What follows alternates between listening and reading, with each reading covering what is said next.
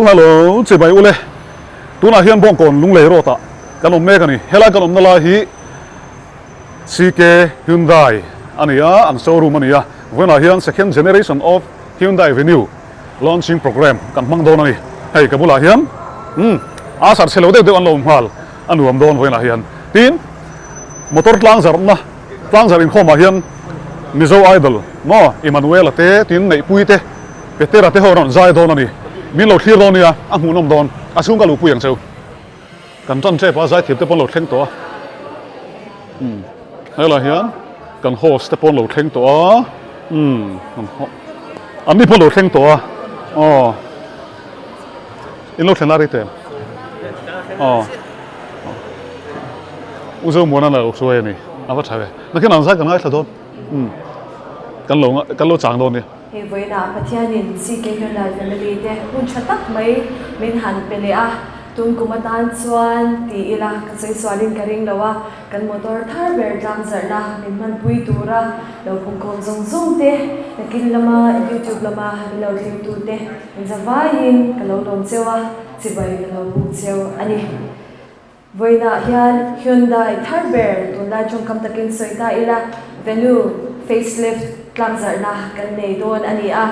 hun rei kan mang don lawa helai mun na omte tin TV lama min lo tel pui tu te zong zong po in atop thlenga min lo tel pui turin kan han som bok cheu ani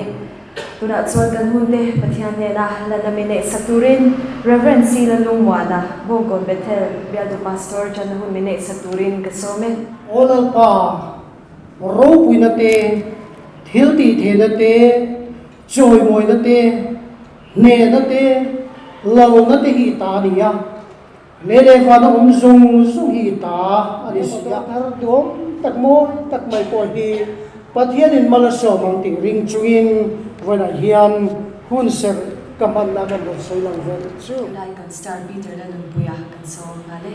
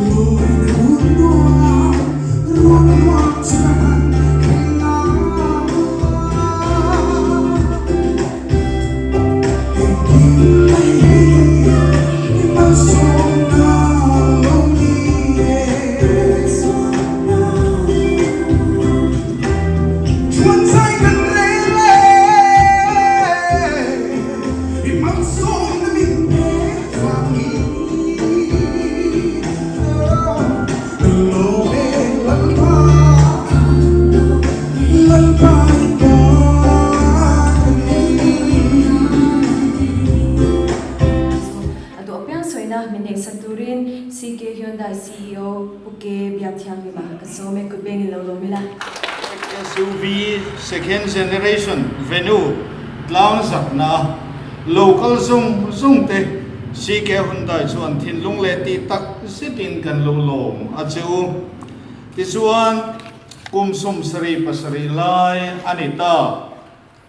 sang sa ko somli pasari akhan multi-design corporation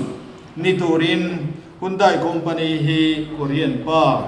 chungzung khan tlom te abul tranin tiang khan aron din chowa tuna chuan luxury car mai ba ka art mover te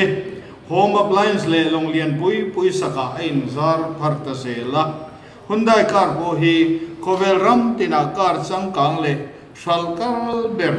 ani chhota mek ani hi an lo thin na thuruk chu akar siam hian mit ala a amoya ana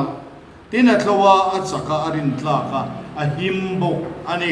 luka khanin mizo idol nizana pero fine nizan masa khan mizo idol ni rukzana khan nei ania chunga kan top 3 kan finalist kan mizo idol star pathum te vaina hian venue facelift na hianin an mel an pathum chat main kan han mutheibo hi kan vane na tibel chatu ani ti asian thei ome dona chuan mizo idol top 3 Zongwan Sara Zai Durin ka som chun zong ngale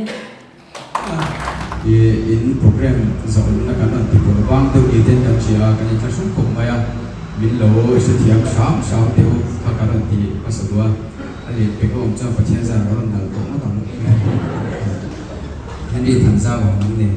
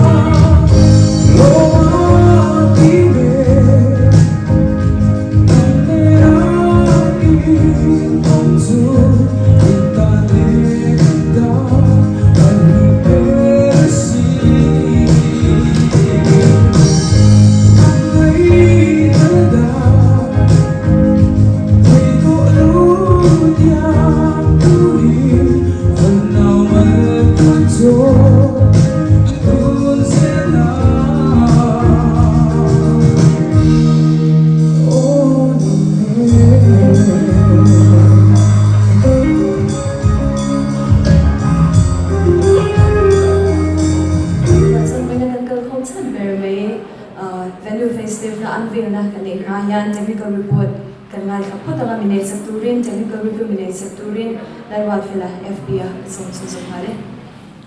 kan soichon khan menga Hyundai Venue hi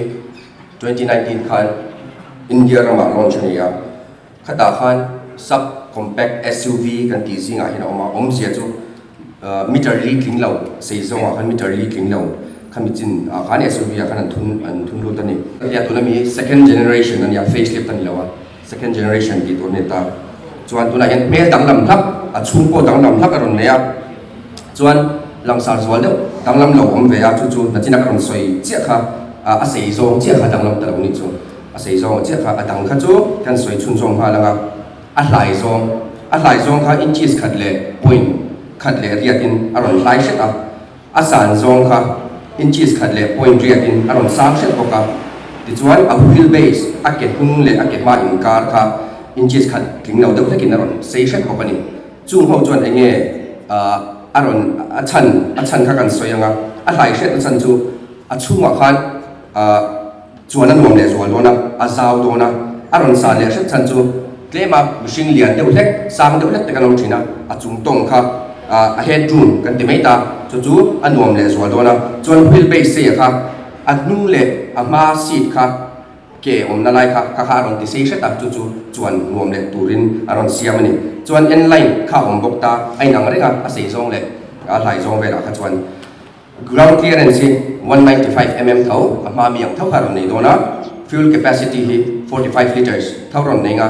ti chuan boot space a trunk kan ti kha ama khan 350 liters ani thina tuna chuan 375 liters aron nei to 25 liters in aron kun bela ni chu chuan alloy kha kan soi khal bokanga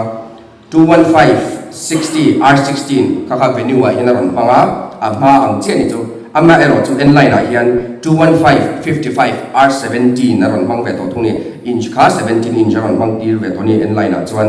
engine a kan lut le kha langa engine a hi chuan angai tho ama ron nei ho tho 1.2 liter kapa petrol engine 5 speed manual kha aron oma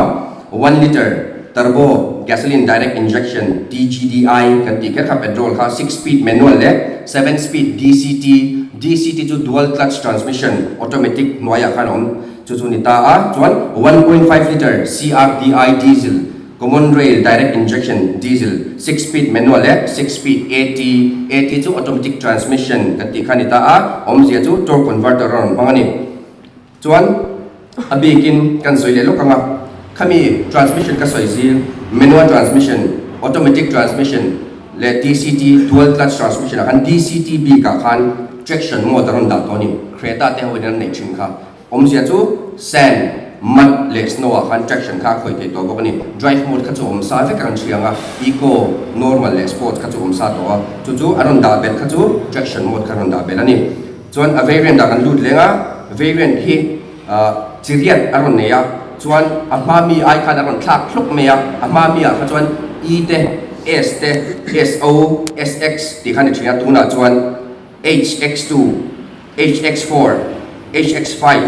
HX6, HX60, HX7, HX8 le HX10 ti khan ron thlak ta lok meya chu chuan a variant kha hriat a ol thenta chuan hriat a lo ol mai theya a thenta chuan a va boi thlak ve ti te po ol mai the kha chu company lamin ron duan thar khani wang khan a ron thlak lok meya chuan n line b ka hian a ma khan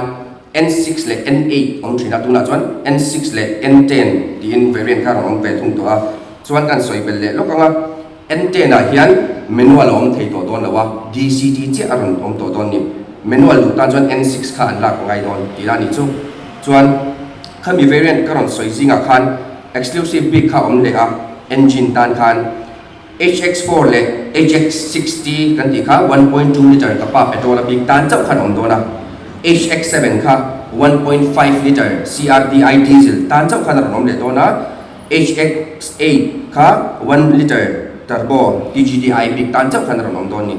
big chau kha variant a khan ron siam big khan nei tinani chu color sa kan lu tanga rong hi chiria ta ron oma chung ta chu monotone kan ti rong khat tok ang chi ang kha venue pa ngai hian paru ka ron om dona chuan dual tone kan ti ka pahni om dona ni chu n line b ka khan chiria ta ron om le don thawa amai ro chu monotone rong khat kan ti ka panga ve thung ani anga dual tone ka pathuma ron ni ve thungang chuan ronga hian ron ti tharan nei a India hian chu Mystic Sapphire kan ti khania chu nakina anvel hunai lo enanga chuan hazel blue ti om le a chuan alas na chuan dragon red ti ni chu color arong chi thu maron tel thar ta chu ni a chuan safety kan lu tanga Hyundai Venue hi monocoque chassis kan ti khani ta a chuan amami kha an siam na kha ultra high strength steel advanced high strength steel le high strength steel kha asan pa khan om sang thapa chu tu la hian 71% in adon ti bel to ni amma khan 46% chau khani thina chu wang chuan a body a ko kha an hiat thato do na safety a ko pui do na body roll zong song ko khan engkim kha I maron son phak tina ni chu chuan airbag kha chu 6 airbags ka ron nei le angai chuan Hyundai Smart Sense kan tia mi tam tak chuan ADAS level 2 kan ti mai ta nge chu ADAS chu advanced driver assist system ti na khani ta driver lo pui tu kan hu lo chin ta mi lo pui tu kan ti thei lo chin kha computer ECU khan alo ti ya chu ADAS kan soi fian na chun ta chu level 2 amanga level 1 2 3 4 5 thleng om ta level 2 kha mang ta chu ta chuan Hyundai Smart Sense ADAS level 2 chuan tuna venue a hian 16 features aron da tharani chuan N-line B ka khan 21 features N-line a chuan tam hret ani chu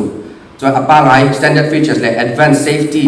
adang song khami pa ka ron pui tu a khan a venue pangai a chuan 65 advanced safety features aron da a chuan N-line B ka chuan 70 somsari aron da bel B ka ni chu N-line chu tam zok hret zel tina ni chu chuan kan hriat tlang lon deuh hill assist control kan ti kha poimo deuh tlang rama chuan railo te min brake sak tu thin kha khami kha om vek to dona variant tina khan ti chuan electronic stability control kan ti ESC kan ti kha min pui tu tlan chak laya kan oversteer kan understeer tur min veng tu kha chu aron da vek to don boka variant tina khan TPMS kan ti tire pressure monitoring system a tire a thek nge thep lo ti check na kha om vek to dona om lo pakha to ma tiam bera HX2 a khan om don lawa chuan venue hian a pa ga ya khan a hluya khan a ma che kha disc brake ani thina tuna chuan a vain a hnung le ma kha disc brake aron nei tir vek to ani chuan N line a kha chuan aron nei sa ti kha karon soi boke chuan interior kan lu tanga a chung hi dual to nam thau khan rong kal dona ama ro chu dang lak to don ni nakinai en nga in hunga a material man te polycarbonate plastic ro man a khan Hyundai chu chunglung ti kan siat vek kha ta ta khan an thil an premium zia an refine zia kha nakina po in lo enanga chu kala razir nang mani motor than asenin thangamo adumin thangamo avarin thangamo azir khan a chung khai nang don lawa asenin thang chuan chu mi big chu adumin chang in thang chuan chu mi big chu ti khaum dona a chung interior kha pathum om thedon ni chu a pol lampang rong in than na zir khan amaro chu N line ve thuma chuan adum vek don ani chu chuan a seat kha a mami seat top class seat kha a mami ki ti chu venue ron chuak ma sa ho kha leather ani lawa fabric le leather ni thina top class ka tuna chuan top class chu leather thlangin a ron om to don ani chuan poi mo deuh mai kan ka le 360 degree camera kha ron nei to don 360 degree camera kha side a asira omanga a ma onga nuwa om don bokta chuan he ta hian a windshield da hian a chunga hian radar kan ti kha om don bokta ni chu chuan kan sel vel kan kat na tlai kan hu phak lo chin ang te he ta pa kan hu phak lo chin ang te kha kan hu thei vek to don tina ni chu chuan lian tham deuh a chung kan an lu ta ka lian tham deuh mai lo ma chu panoramic display kan tia a screen a kha in zone thei put to mai ni chu 12.3 inch aron ni to a ka te khin da na chuan kan thiam tu chuan Creta hian 10.25 hanga heta chuan 12.3 ron bang ta dek mai ni venue chu ron lian boka mu nuam zok don boka chu CCNC an dia company hian connected car navigation cockpit an kita driver ta na mu nuam heta navigation line itlan line ikal na tur mun map kha ma se imit nen khan mu nuam tur khan chu navigation cockpit aron ti khera mu nuam tur khan aron siam tok ti na ni chu chuan poi mo le deuh chu Bose 8 speakers khan nei don subwoofer khan hunga ron to don boka Twitter pani ron nga kong khatin a khan speaker khan to don boka chu chuan music ngai na tan chuan music ngai tak tak ka no manga chumi tan thei chuan ngai thak khan nom le zol don ni chu a chung immersive kan tia inge mi so tong takin ka soi thiam lawa mi a phui sui a bass te kha a deep beat an yang chuan front ventilated seats kan tia chu ventilated kan ti chu amma thutna pani driver le passenger kha ventilated aron ni to don om se chu ati vo the a si da kha ron vot don chu ventilated se aron da thar le boka chuan quad LED headlights kan tia a headlight hi quad chu pali ti nan ta LED pali ron mang to don ta chu tharlak mel tharlak aron ni dona amma ro chu zona kha om mai thaya cornering light ka du kala tu ama miang khan ron titan kha chuan tuna quad LED hian cornering light a cover chin kha ron cover vek tok ton chu bang chuan cornering light kha tangkai na vak om to don lo ti na ni chu ama mi kha aron mà miệng thấu khan eng sa tổ đòn cornering light kan cắt pa ron eng ni to lawin chun chin ang ron eng tok tổ đòn quạt LED headlight chuan rear window shade kan tita hnunga son po chhok tur tian Creta chong an hunga po chhok tur ang chi kha ron chom vek to boka chu lang sa zuan ang kha ni ta chuan tun lai chada gadgets te kan loma jack te kan loma poi mo te chu wireless Apple CarPlay le Android Auto kha aron nom vek to ton ni variant tina khan wireless in connect khera ngai to don lo phone ni connect bluetooth connect wal khan Apple CarPlay mo Android Auto kha aron nom to don ni chuan ka du tok me ga aman zat kha chuan dealer principal in run soita se kalome kan va le kan ti to kha kan mit le bem te atlai do khop maya kan hak le tlang to boka venue unveil kan nei ma in mizawai da le changa mizomi puitena kan mel shia chamring nula fanal nei puin za turin ka so ka sale ku te ni le go na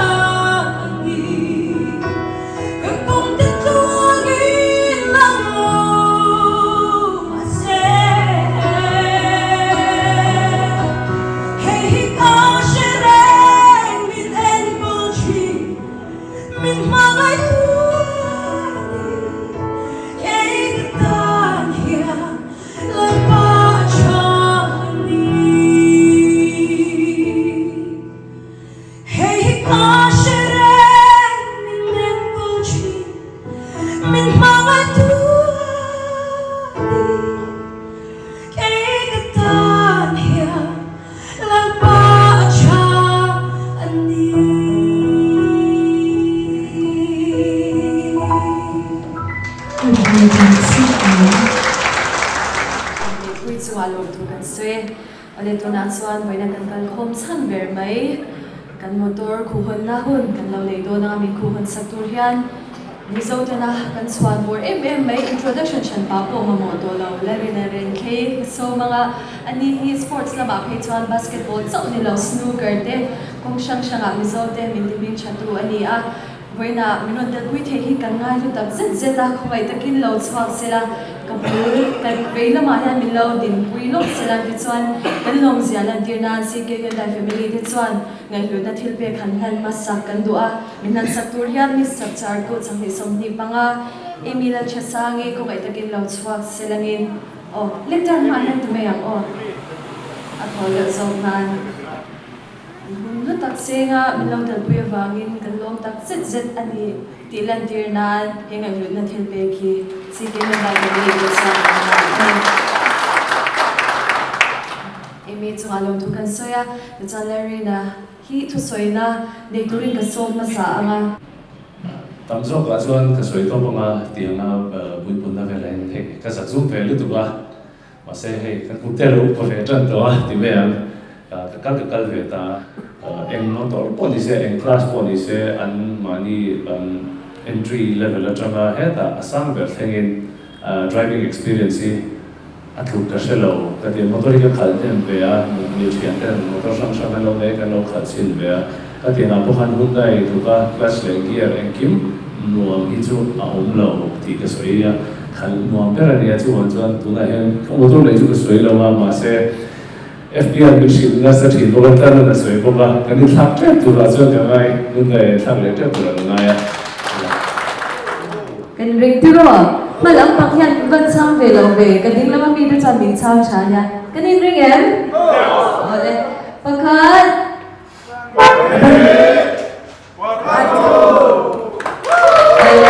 si ke yin dan family kan chuan velu third second gen itma a kan noi chok chwa ke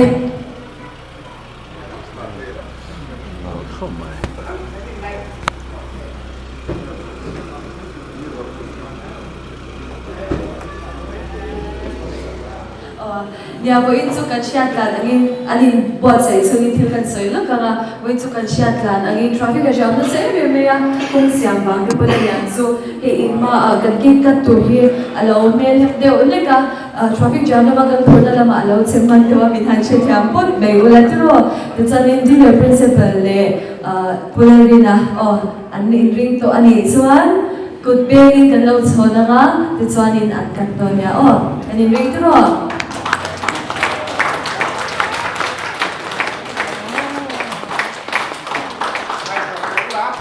ale in bar ang khatsukan tilong mai do na mi in bar ang khatsukan tilong mai ang hianin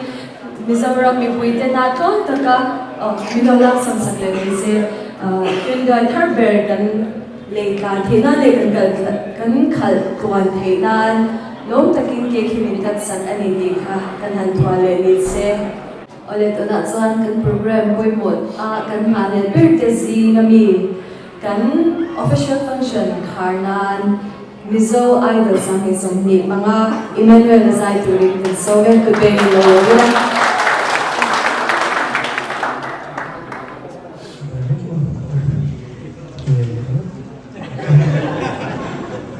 ang mga nese kana sa rin dito ito ay tamo lahat mo isong ni namin sa rin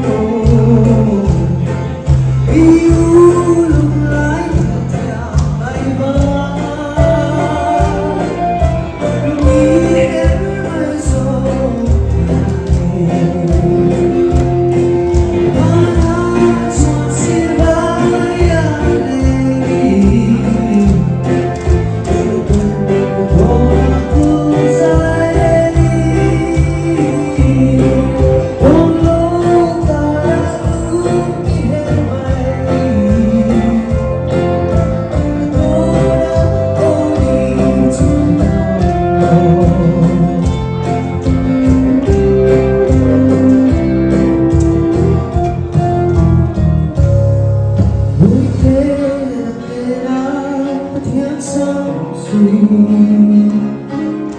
em lúc đi cùng thua ta trên lâu thu đi em xa đại nhà yêu em giờ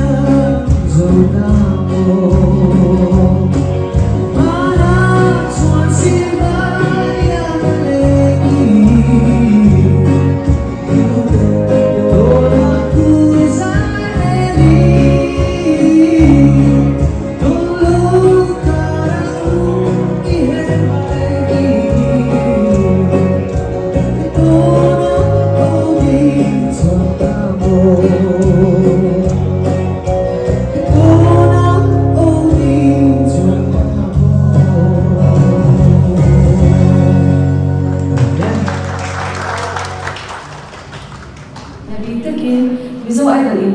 nào azo achanga top 3 the perform na masaber CK Hyundai family tuna kan sang play ki ang sunga po long thu kan soi kan set ani tuna chuan kan hun to gampang kan long he to a vote of thanks soi na min nei sa turin dinner principal producer kan san hima ka so na vote of thanks soi na ani pa yan kan motor mante chul ati ani chuan ani min han tang zar sakmal selangin a cho me good paying in the lobela abik taka voi la hian pakhat ko chu ka dua dingtir ka dua chu kan chuang nia khong ai takin no din sakse ani hi kan che kan ro fela du tin la ra asen chu ni ro ko chu na la na tu se fa du tin han do se do nia chuan nia kan u te po na chi da kan dingtir to to wa dingtir to nam to do be la chuan bên này cái lúc ấy các pha cái con đồng cả con tên xe của ông là chuan là chính kan uprise sung sa kha kan se ya insan cái cái dream đó cái tiền của ba upgrade cái tiền của ba motor rồi upgrade cha hi insan cái dream han dream sin sin to somli ai chuan tom đâu cái mà ai han dream kiểu để đâu xin tại sao thế American của chuan amang nên khu bậc này nuôi ra để sinh khát ra nên nuôi sống bằng ai cũng cả này chúng ta chuan có model là những người ra đó mà base variant nuôi ra để sinh khát ra nên chung trong interior six airbag te touchscreen and keep ka features ta aron pin đâu chút này chú chuan base variant là đi car display cái đó cái làm gì cái chốt cái ổn chỉ tăng trên là cho CarPlay display cái bộ nó chỉ là gì à mà rồi chỉ tụi nó cho standard display song thì cái này là có Korea là rồi cái car display cái bộ nó mà sẽ để test and that nó đi ha cái tăng độ nha cho anh thì cũng là cái bộ đó mà tuân tin pun kan sen fi cái sang đi kan customer tu tak te awang thì đó tên lộ xuân in em mà cần bị cầu này thì ha cần xây đủ đi xe trên tin chú bị biển là bảo staff thật tắc thế đi service là để customer thế thì care là thế chúng ta có lòng thu cái sự quan đi xe để cái gì venue lâu này theo tụ lệ thì lâu này tổ cái dùng sống của anh em venue lâu còn quý tổ chức mà anh ấy theo tụ tập quân lâu còn quý lệ sẽ của riêng của sản lập tăng hẳn được tốt cho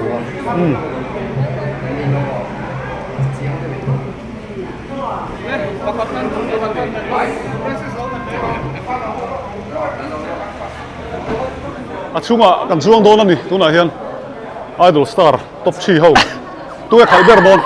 ya la thia chunga lu phap la ti khan rồi đấy cái titol pa lang ai thì tol lavang imahi cái chấm lâu mà ani le Hyundai im hudan hemi enge venue hi im hudan se ro le chẳng càng cái tì xoan âm man cái tì rin ai khan in hầu tàu viêu đó mà cái tema sẽ tàu viêu rồi xin la aman kha acting e dan han se lok te le to cái tì chu man chuan ma i khal khiam em nuam lut anu lut chu zong chu ka ri vi hey nei don ta lai dung em anh theo digital anh to tin ami ya hey screen hin abon khop mai cho anh kiếm một vết chuan hi automatic khan ni hey lâu như ta gear khan mang to lawa manual khan mang to lawa này bên chuan anh tinge i program le fa saber so em ka hong khai lo hu em program le hi ka shelo de so net okay cái này tin nghe voin venue car thuam thar ngo moi le zula chei